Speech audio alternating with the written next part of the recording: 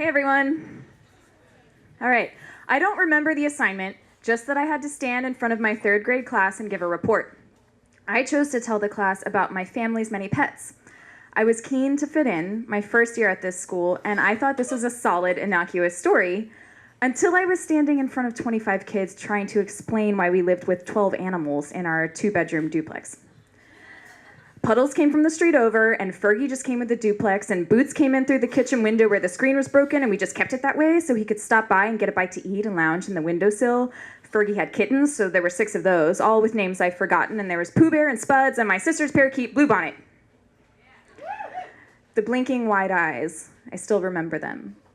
I realized that what I was really telling my peers was that we were probably animal hoarders and definitely poor, and suddenly it didn't seem okay to be saying all of this in front of the well-heeled children of Deer Park's chemical engineers. My voice cracked and faltered like a woman who had just lost a child. I started to cry, and I locked eyes with my teacher in the back of the room and whispered, "I can't." He gently responded that I could.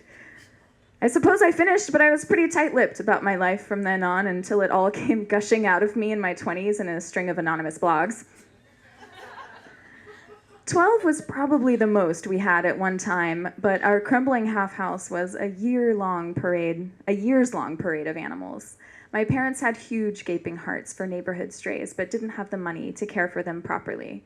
We had food for them, but there were no vet visits. In lieu of medical attention, we prayed for them. We cleaned their wounds and wrapped them up in blankets. Sometimes my dad would grimly pack them up in the car and take them to the pound. We endured a chaotic barrage of animal tragedies, all before my sister and I could turn 16 and get the hell away for a few hours. Ragmop was hit by a truck seconds after escaping the front door. Maniac was hit by a car and limped to our shed to die. Arnie lived with us for 2 days before my dad noticed signs of distemper, and he had to go back to wherever he came from.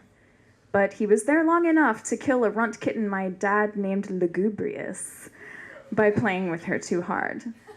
Stanislaw was another runt kitten. He had hydroencephalitis, water on the brain. Creatures don't live long with that.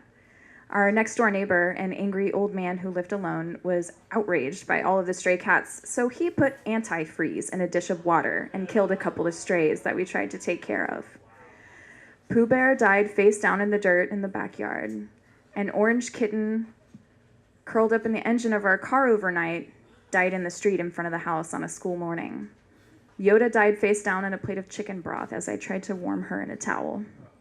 Bluebonnet was murdered by a stray cat we had let in thinking it was friendly, but cats aren't friendly.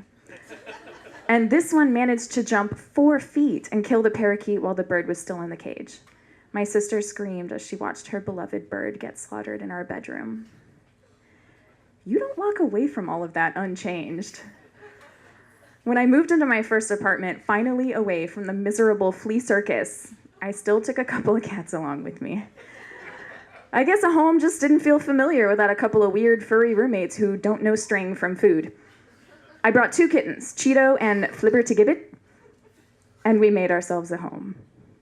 My sister went a different direction, pursed-mouthed, dogged insistence that she and her husband and their children would never have a pet, and I don't blame her. Once it starts, something about our genes make us unable to stop the flow of animals into our lives. Case in point, I now have 6 animals. I know, I shouldn't be allowed. I didn't want this to happen, but I fell in love with a man who himself had 3 animals, and we both got stuck with 3 pets after previous long-term relationships ended. We were the nurturers in our pairs, and now we nurture each other and a modest circus in a nice big house with no carpet to ruin. I'm not a child along for my parents' tragedy ride anymore, and I'm not ashamed to tell you about our menagerie. Cheeto is still fluffy and healthy, even at 16, and enjoys soft pillows and chewing on ribbons. Juniper lolls about wherever there is sunlight like a member of the tanned leisure class. Caper has the entire unfinished garage, mostly to herself, where she spends all day looking through chicken wire on a shelf made just for her, gleefully but impotently plotting to kill birds and butterflies she will never reach. Boxy spends her evenings in our lush backyard hunting lizards and tasting flowers. Tater has deformed hips, so he hops around the yard like a rabbit and smells the air and listens for the neighborhood dogs, joining the chorus when he has the right note. Lastly, Puddin is an internet-famous 18-year-old Chihuahua with no teeth who gets more heart pills every night, lovingly wrapped in cheese, than a 90-year-old human, but still runs at a sprint every day to say hello to us when we get home. I love them. They will never want for anything. Thank you.